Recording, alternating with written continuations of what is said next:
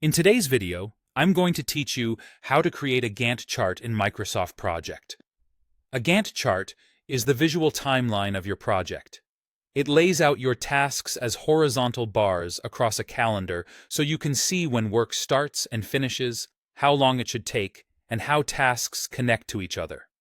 Microsoft Project is designed around this view, so once you start entering information, the chart builds itself.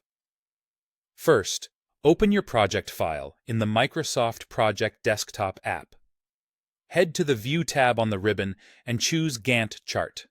This brings up the standard layout, your task list on the left and the timeline on the right.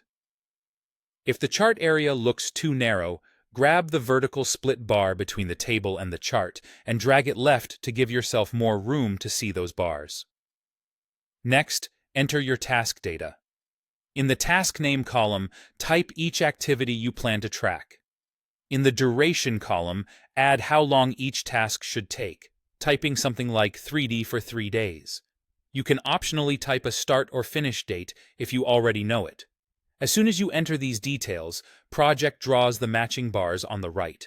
If you adjust a duration or change a date, watch how the bar expands, contracts, or shifts to reflect your schedule.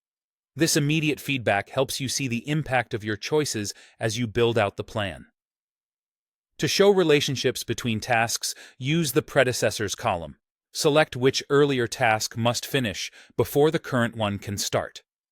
Project connects the bars with lines to make those dependencies obvious.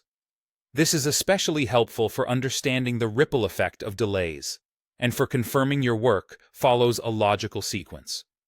Once your data is in, customize the view so it's easy to read.